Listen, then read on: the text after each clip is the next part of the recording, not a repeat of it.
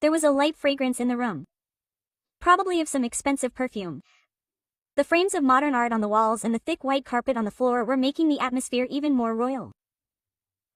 Mrs. Nadrat was sitting half lying on the sofa, wrapping a strand of hair around her fingers in her special style. Just then Danish entered the room.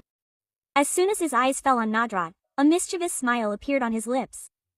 "This hairstyle of yours suits you very much today." Danish said, not seriously but in a soft and sweet tone. Mrs. Nadrat immediately turned her neck with gaiety. There was a carefree smile on her lips.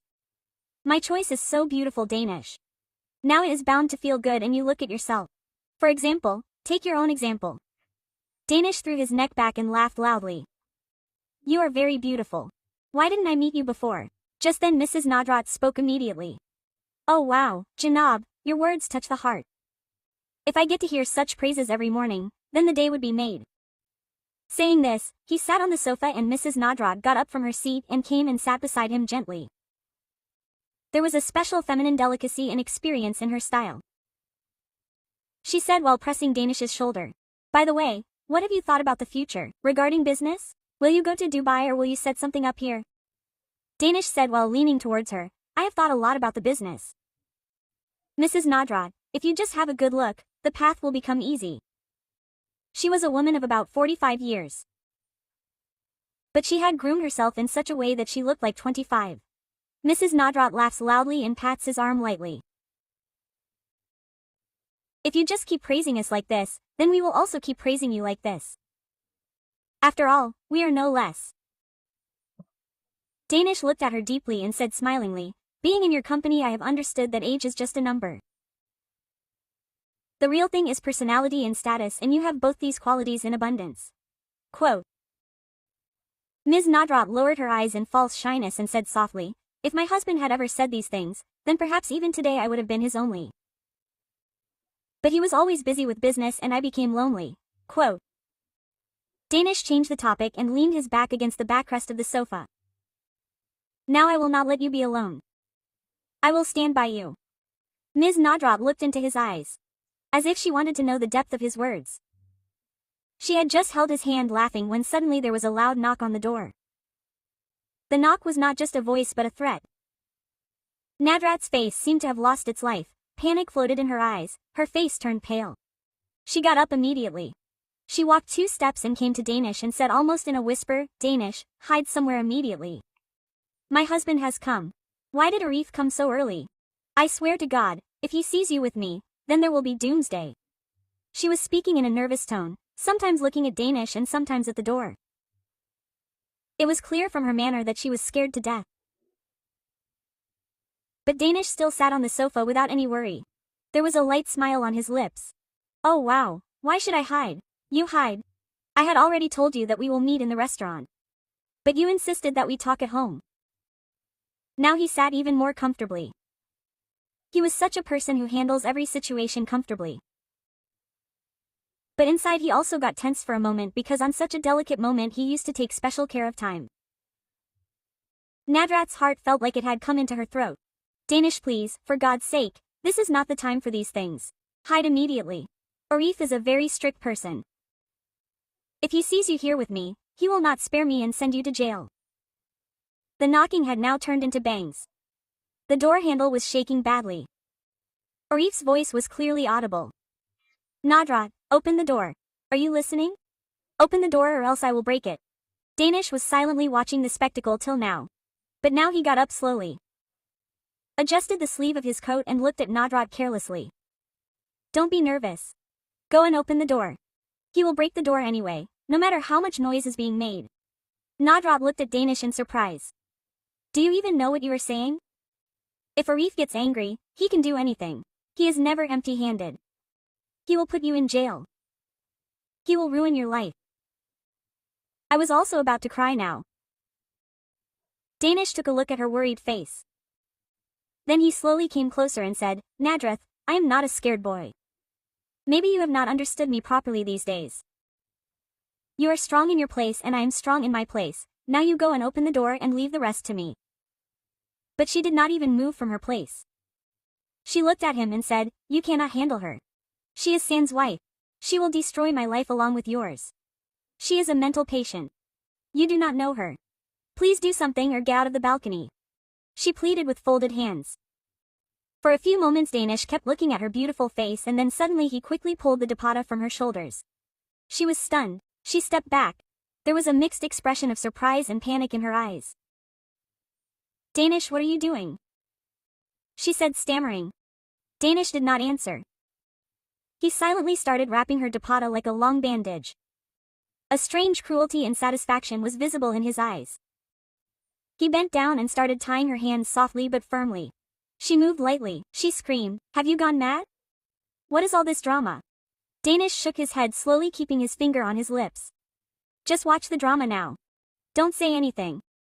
Before Nacharat could say anything else, Danish pushed her on the sofa with a jerk. As soon as she fell, she started looking at him in surprise. Danish quickly started removing the chain from her neck.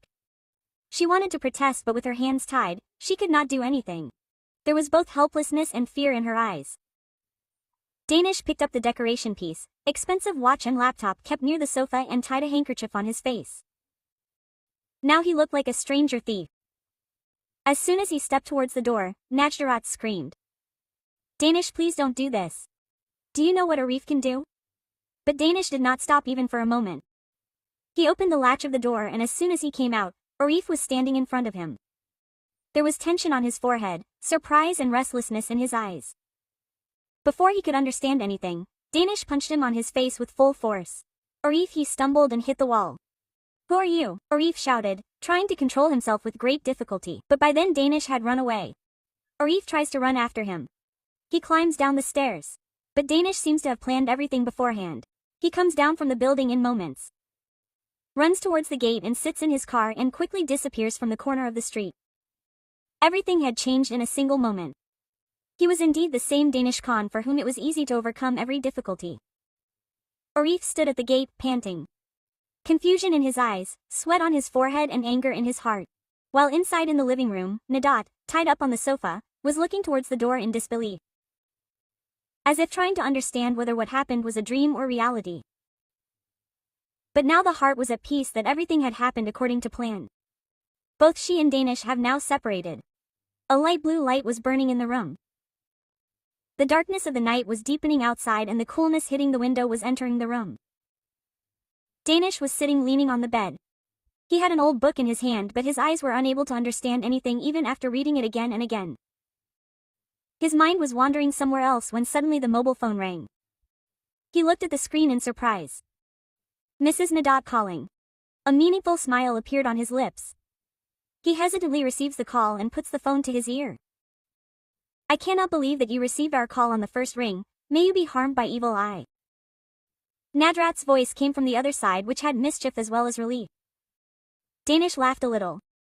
It seems from the voice that your husband did not ask you any question. I was worried about you. Did something happen behind your back? Nadrat's laughter came out of the phone speaker and dissolved into the silence of the room. Because of your amazing acting, we both were saved. Arif did not have any doubt, rather now he is telling me that now I will get you a chain along with bangles. Thank you, Danish. Danish blinked his eyes. So are you happy now? He said smiling. But one thing is there, Nadrat, now we will not meet at home. Silence prevailed on the other side of the phone as if the breath had stopped for a few moments. Then Nadrat's tired but clear voice came. No, Danish, now we will never meet. She paused for a moment. Then she said softly, you just talk to me on the phone. I just need a talking partner. I already have a husband. Do one thing, get married and don't forget me. A bitter smile appeared on Danish's lips as if an old wound had opened again. He laughed, that laugh which came out to hide the pain. Wow, Nadrat, you also talk strange things. I will get married and forget you. He was trying to hide the helplessness hidden in the laughter. Nadrat was silent on the other side. But there were 1,000 things in that silence. Danish looked at the phone as if he was looking at that face on that screen. At least the right things will remain on the phone. He said softly. Nadrat, she shook her head slowly. As if she knew that now only voices can walk on this path, not footsteps. The night was getting dark. But a delicate relationship, an incomplete feeling was still alive between the two. But no one knew that this feeling would turn into a torment one day. As soon as Danish and Nadrat's conversation in the room had just wrapped itself in silence, a heart-rending scream was heard from outside. Danish sat upright in shock. He kept the phone aside and quickly said, "Okay, bye." And without waiting for any reply, he quickly left the room. As soon as he came out, a strange seriousness and panic was felt in the atmosphere. The people of the house were seen running here and there in panic. The maids and those standing near the door were murmuring something anxiously. The crying voice of a maid was echoing there. "Something has happened to Ami Ji. Daddy Yan's health is deteriorating." On hearing this, Danish's heart jumped into his throat. His face turned completely pale. He walked straight ahead without stopping. He ran towards his grandmother's room. As soon as he entered the room, a suffocating atmosphere welcomed him. The light in the room was dim and his grandmother was lying on the bed with her hands on her chest, writhing in pain. She was panting.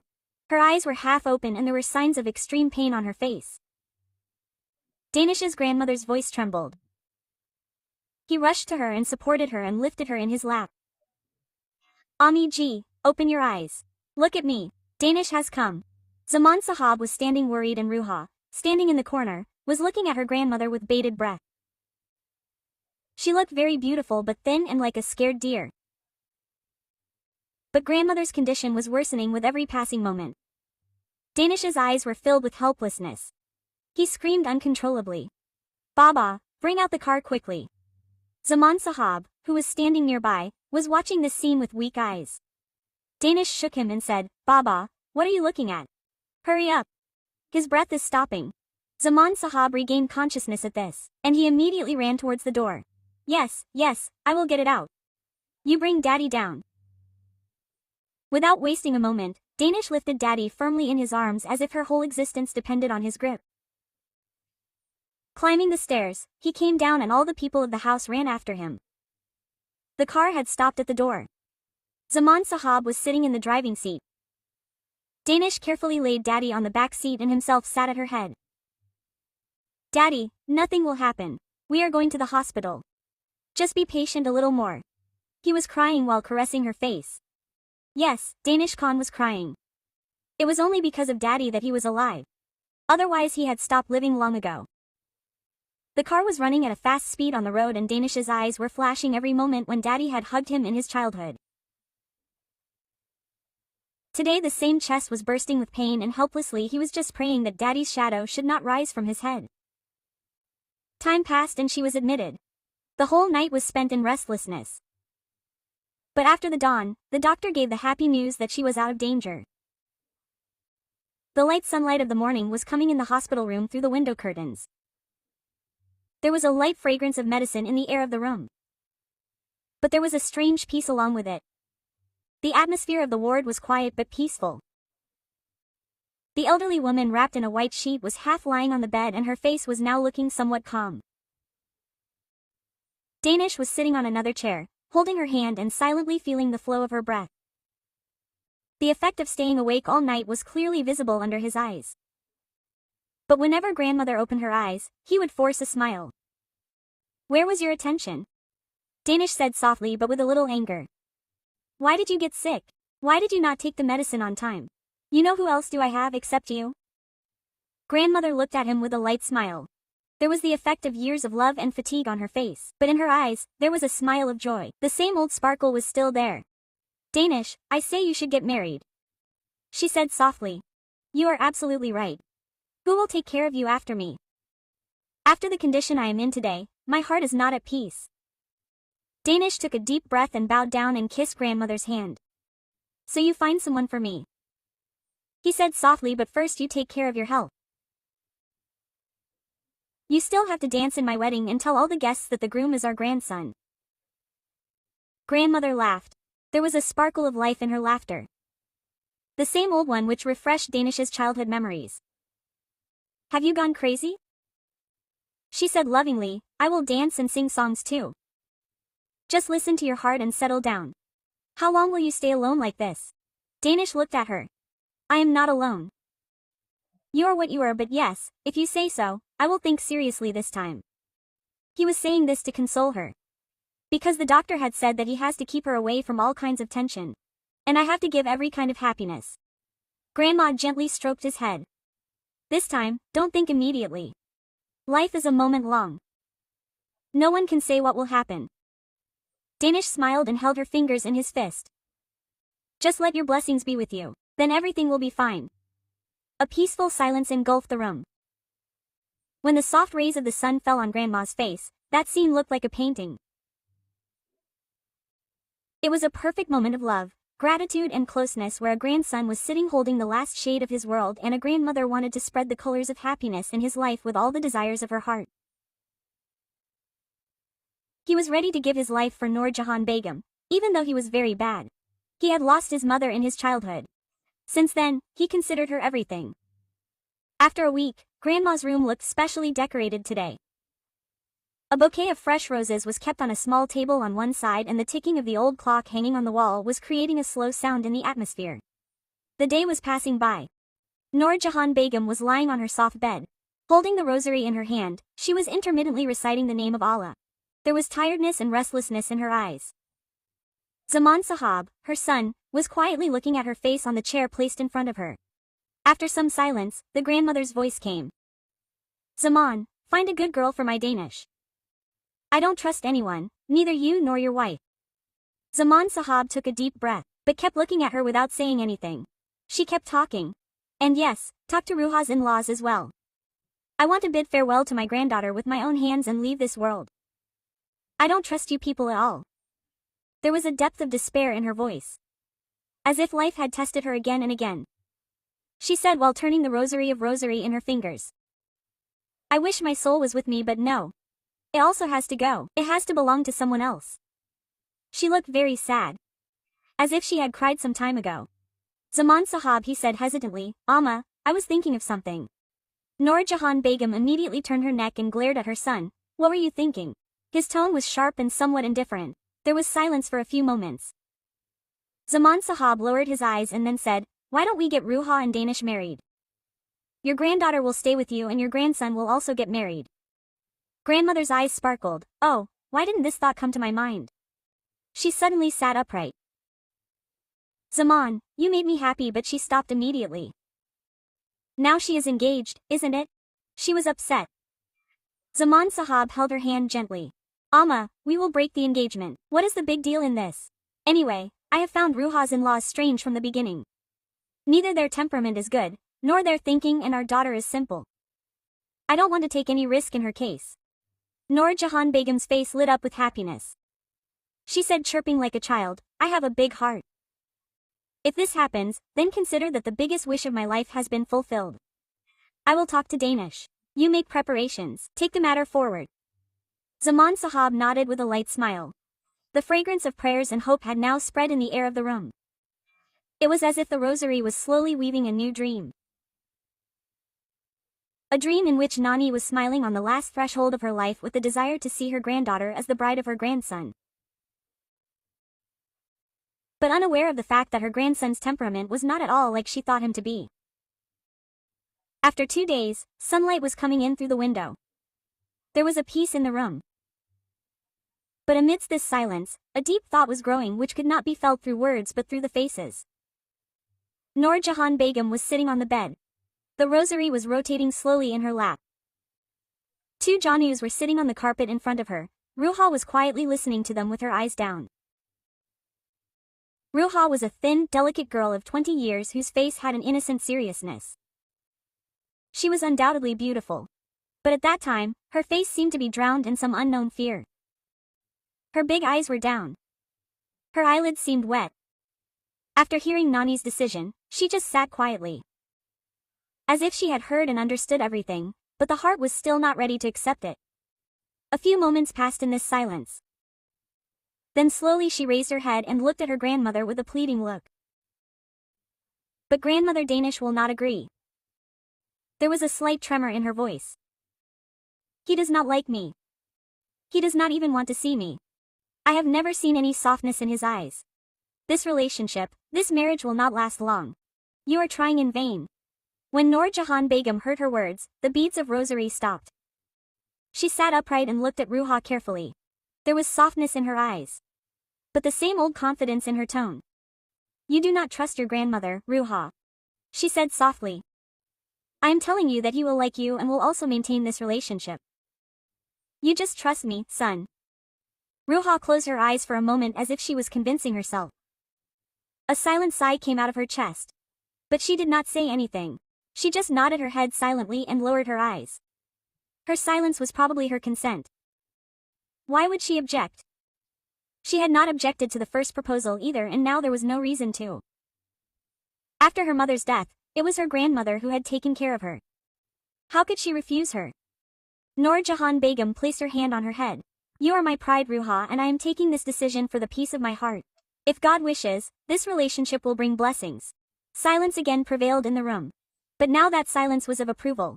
That silence behind which many complications and fears were hidden. But grandmother's belief had made Ruha so strong that she did not give in to those fears. She kept sitting quietly. But inside, she had taken a new step on the path of her destiny. The next day, there was a faint light in the room.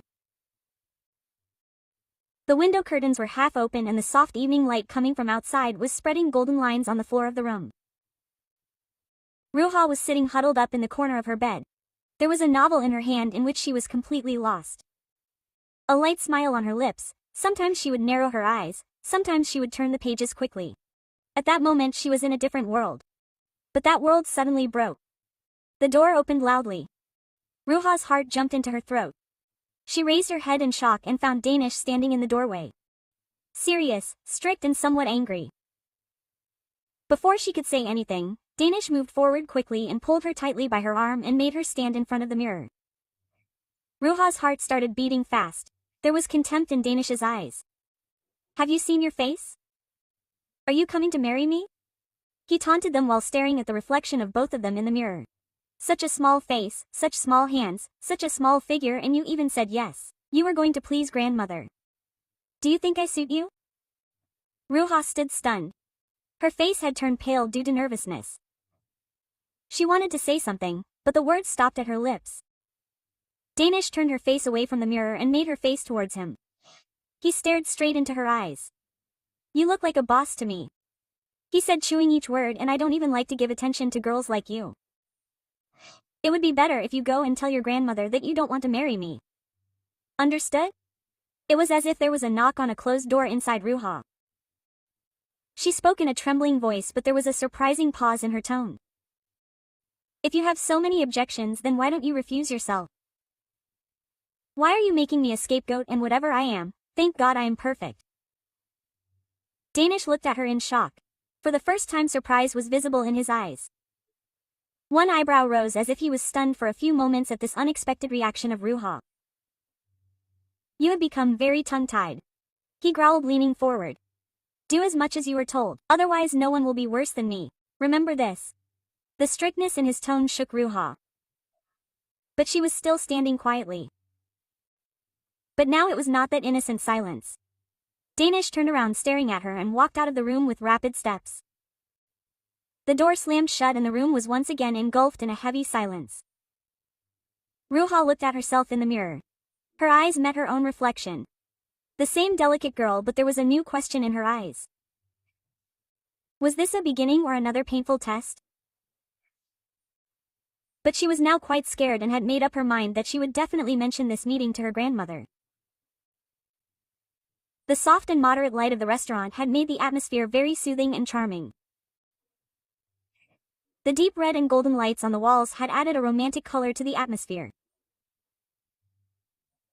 The soft tunes of classical music, the soft footsteps of the waiters and the fragrant candles on the tables. Everything was making this moment special. Danish was sitting at a relatively corner table. A very attractive and elegant woman was sitting in front of him. The girl was about 40 years old. But her beauty, politeness and gentleness forced time to stop on her face. She was sitting with all the signs of age hidden in her foundation, and there was a sparkle in her eyes that could hide the age of any girl. Kanja leaned a little forward from the back of her chair and looked at Danish, and a mischievous sparkle emerged in her eyes. You talk so beautiful, Danish. She smiled and said, I wish I could marry you, but the old man would never leave me. Danish laughed uncontrollably. That laugh was a strange combination of sarcasm, mischief and carefreeness. I wish I could really marry you, Kanja. He said laughing, but alas, you are also married. Kanja bent down and picked up her coffee cup. She put it to her lips and after a pause, she stared at him with shining eyes. What do you have to do with it? He asked with a little seriousness in his voice. Have you dated any girl before me?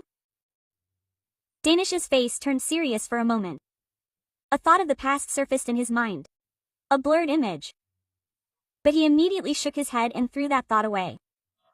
Bringing back the smile on his lips, he said, Where, friend? I have never found anyone like you. A beautiful girl like you. It doesn't seem that you are 40. Kinja bowed her head in a way. A wave of happiness swirled on her lips. Just pray. She said mischievously. That old man should die. I will marry you immediately. I wanted a handsome, caring husband like you. But what did I get? That grumpy, suspicious man. She had expressed all her dislike for her husband. There was bitterness in her voice. But at the same time, there was a hollow dream which could not swallow its reality. Danish kept listening to her silently. His eyes were fixed on Kinja's face. But there was no desire or any promise in those eyes. Just a silent spectator's peace which was flowing with the flow of time. The candle's flame wavered slightly and another untold story got lost in the scene. The clock's hands were striking exactly 12 o'clock. There was a deep silence in the whole house. As if everything was going to end, you fell asleep holding your breath. Only the ticking of the clock hanging on the wall seemed to pierce the silence. Outside, a light breeze was playing with the leaves in the lawn and inside, the lawns were dimly lit. As soon as Danish opened the main door, a slight rustling sound was heard. He had just moved forward closing the door softly when suddenly the servant appeared in front of him. Danish paused for a moment and started looking at him and said with questions in his eyes, What happened? Why are you standing in the way at this time? The servant lowered his eyes and said softly, Daddy Sahiba has called you to her room. Danish was a little startled and sharpened his gaze. But why? The servant looked at him with helpless eyes. I don't know, Sahib. She just said that I should send you immediately. That is why I was waiting for you. Danish took a deep breath and silently nodded and moved towards Daddy's room. The sound of footsteps was light but loud as if someone was going with many questions in his heart. Reaching the door of the room, he slowly opened it. There was dim light inside and Noor Jahan Begum was sitting leaning on her bed. She was awake. A strange sternness and tiredness of waiting was visible in her eyes. Danish quickly stepped inside and sat on the carpet near her. He held her hand softly and said, You are still awake? Why are you not sleeping? What do you want? Your health will deteriorate. Noor Jahan Begum looked at him. There was anger in her eyes. Displeasure hidden in her tone. Danish, you only want that my health deteriorates. That is why you are doing such strange things. Danish looked at her with frown. What have I done, Grandma? This is the time for me to come home every day.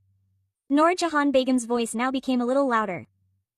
Coming home at 12 o'clock midnight every day has become a routine for you. You don't care about anyone in this house or me. You only do as you please. Danish now furrowed his brow. He bent down a little and started reading her face. What do you want to say, Grandma? Speak clearly. What is the meaning of these words? Noor Jahan Begum took a deep breath and fixed her eyes in his eyes. It means that I cannot see you straying from the path. The path you have embarked on will leave you nowhere. And if I don't say anything, don't do anything, then your fate will remain in between. Her words remained in the middle. But an unknown cold wave ran through Danish's heart. He became silent and Noor Jahan Begum slowly freed her hand and turned to the other side as if some decision had ripened inside her. Silence prevailed in the room. A decision, bloody silence. The same pale light was still burning in the room which was casting shadows on the walls. Danish looked at Grandma's face carefully. The moisture of anger was clearly visible in her eyes. She pulled the sheet a little more up to her chest with her hands and sat straight, leaning on the pillow. After a few moments, she again fixed her eyes on him and spoke. Why is it that you come at such a time every day? And what am I hearing from your father that you are going to Dubai next week and that too for what occasion? Danish blinked his eyes as if he was trying to understand. Then he sat up a little and said in a slow but tired tone, Dadu, There is a business meeting, I have to go. And you leave this. Tell me what wrong did I do? He was still stuck on her first statement. Noor Jahan Begum kept quiet for a few moments, looking at him. As if she was looking for an opportunity to put her anger into words. Then her face became more serious and she bent a little and came very close to him. What have you talked to Ruha? Why is she refusing to marry me? I convinced her with so much difficulty and you want to spoil the whole relationship with your stupid actions. Danish jerked his head back in boredom and said softly while closing his eyes, Dadu, I didn't say anything wrong. Did she interrupt me? For me, only for me she forgot her fiancé. Just because I wanted her to be your bride and you find all this useless. Quote. You know what a good girl she is. May God not give anyone a child like you who has forgotten to respect elders. She said angrily.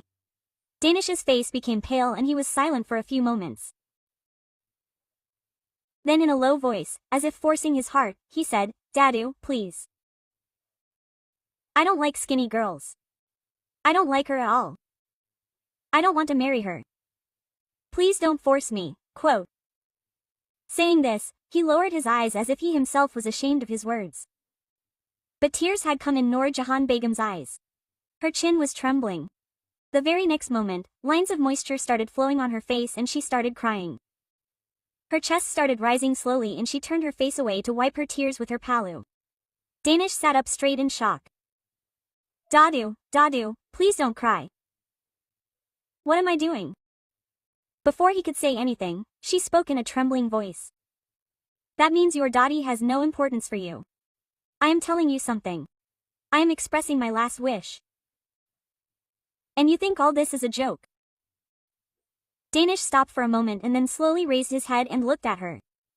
There was seriousness on her face. But the same boredom in her tone. Dadu, why are you taking the opposite meaning of this? I respect you. I always have, but that girl is not my type. The moisture in Dadi's eyes deepened. She shook her head slightly as if she had touched an old memory. She was only 5 years old. Danish was only 5 years old when his parents left him in a single day.